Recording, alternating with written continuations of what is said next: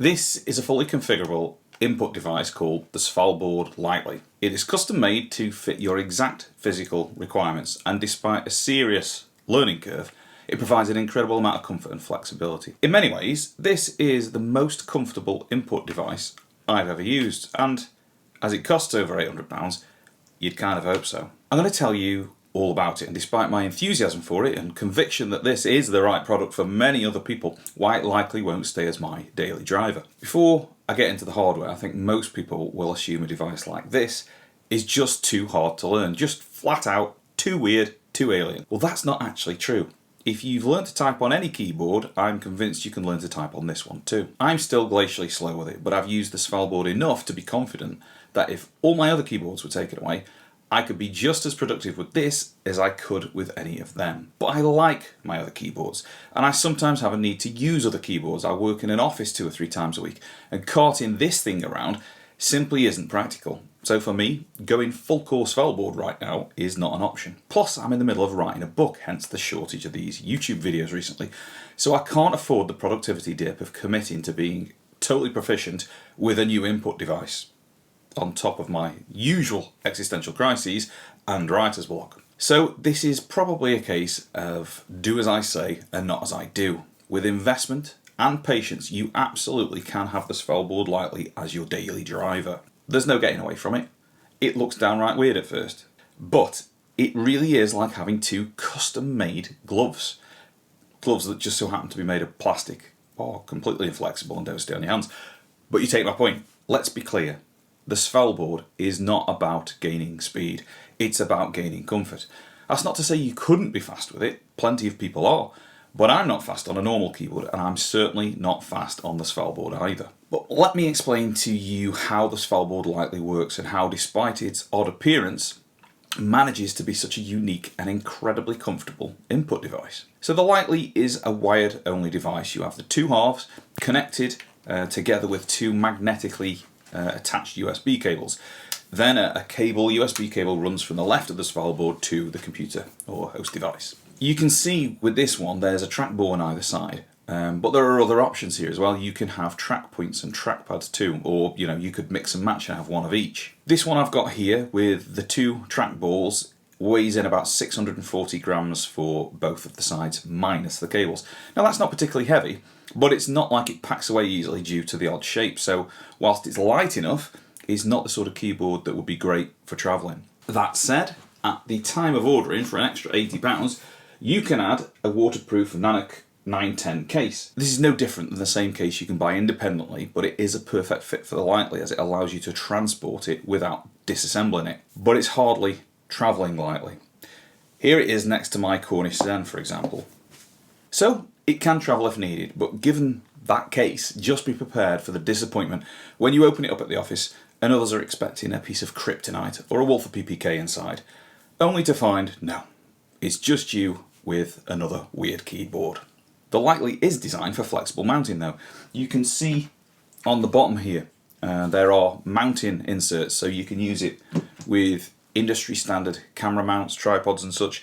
Perhaps mount it to your desk or your chair as well. Plenty of people have done that. When you order, you have to measure your digits and various hand-related measurements. Suffice to say, when the board arrives, it's an absolutely perfect fit.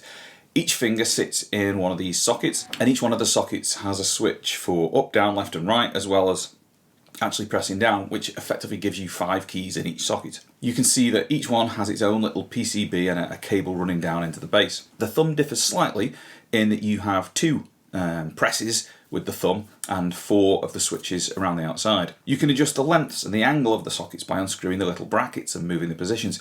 You can also swivel the palm rests, like so. You can even reform those palm rests with a little bit of heating so you can ply them into shape. But the bottom line is, unless you have freakishly small hands like Simon Cowell or something, this is going to fit you wonderfully. Now in some ways, as incredibly comfortable as this board is, for me, it is somewhat flawed. I have a finger missing on my left hand, so that means I'm effectively 5 keys short for direct input and access. Even as I say this, it can seem a bit ridiculous, because why is moving a finger from one socket to another any more laborious to moving my fingers to other keys on a conventional keyboard? I know it seems daft, but once you get used to the Svalboard, moving your finger over to another socket feels oddly laborious and just kind of wrong. But the situation hasn't been a complete disaster, and in the end I've used that socket to put some more sort of oddity mappings like hyper and copy and paste shortcuts instead. The magnetic switches in the Svalboard, they actually feel incredible. There's a tiny little bit of metal in each one of the little blades that sits in the socket, so without the physical force from a press, that makes them snap back into position. They feel unlike any kind of spring-based mechanical switch you will have tried, or any rubber dome style keyboard switch. And despite having next to no physical material around them to dampen the sound, I actually really like the sound signature of the Lightly.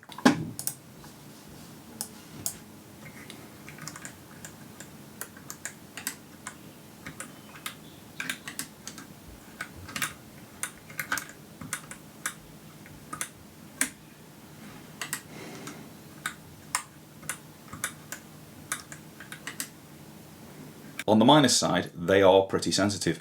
I'm quite a brutish typer, and even after a couple of months of using this, I still find myself at times accidentally spamming a bunch of letters by just a lazy rest of my finger against the side of one of the sockets. If you suffer serious pain from typing, despite the high cost and weird looks, I really think you should try the Svalboard. You place your hands into position and do little more than just kind of twitch, and words and numbers end up on the page. It makes you feel like you're just one step away from being assimilated by the Borg. I also just love how different it is to everything else I've tried. There's a parallel world somewhere where this is the de facto standard input device for people, and I suspect it's a world with far less RSI. Let me be completely honest. After my first hour trying to use the Svalboard, I wanted to put it in the bin, or at least send it back, but I'm glad I did neither and actually persevered. It's no exaggeration to say that as I learnt to use the Svalboard, I could actually feel it working my brain in a subtly different way. Have you ever tried to do any sort of DIY home improvements and you're in a situation where you're feeling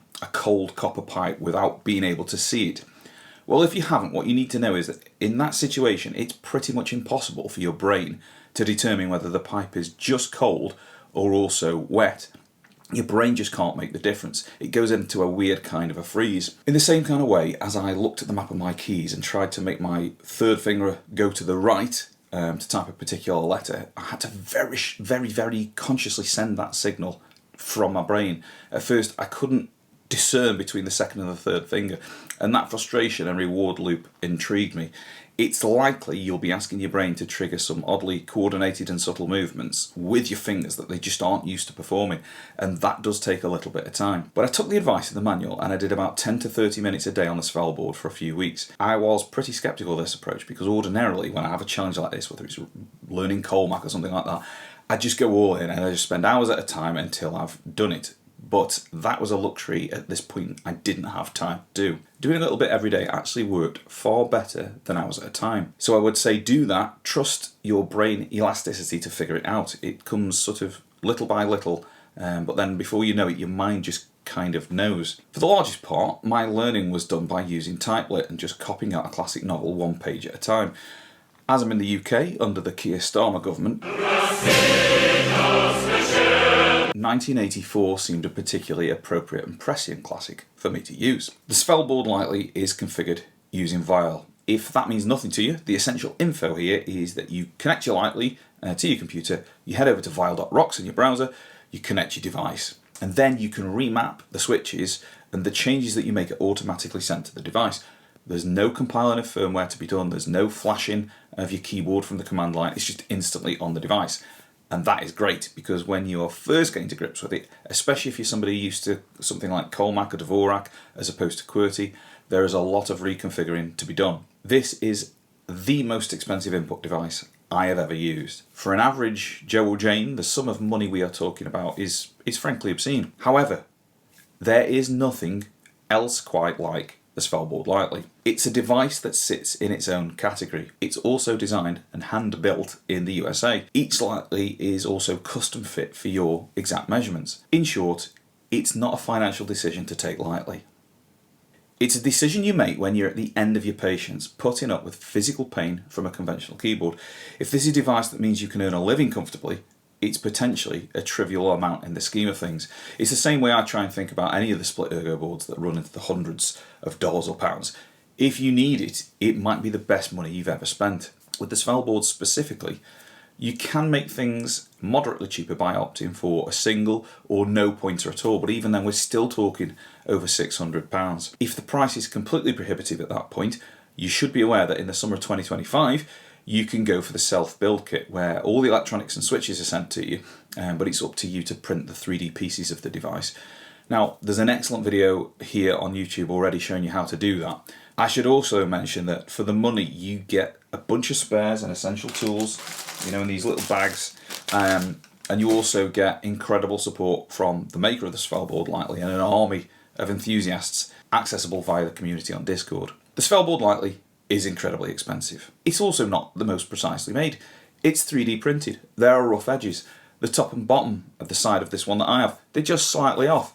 There's a certain fragility due to all the sticky out bits. There are exposed cables, and there's also a pretty much vertical learning curve. But despite all of that, as long as you go into this with your eyes open and accepting of those trade-offs, you will have yourself a truly unique and almost peerlessly comfortable input device. You just sit there with your hands parked, and with movements of only a few millimeters, you're typing away. It's genuinely unlike anything else you will have used, and I love that it exists. If you don't have physical pain from keyboard input, there's still plenty to like about the Svalboard Lightly because there's nothing else like it. But for those that do suffer with pain, the Svalboard might offer something greater still, something worthy of that hefty price tag, and that's some real relief from the constant strain and pain of traditional keyboard usage. So Ben, I hear two people cry.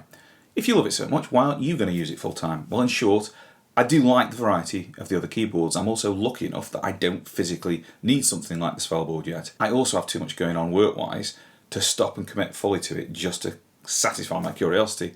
But who knows, maybe one day I will. There are links to everything in the description. If this video is useful or enjoyable, please give it a like, and who knows, I might even get another video out in under 6 months. See you again sometime.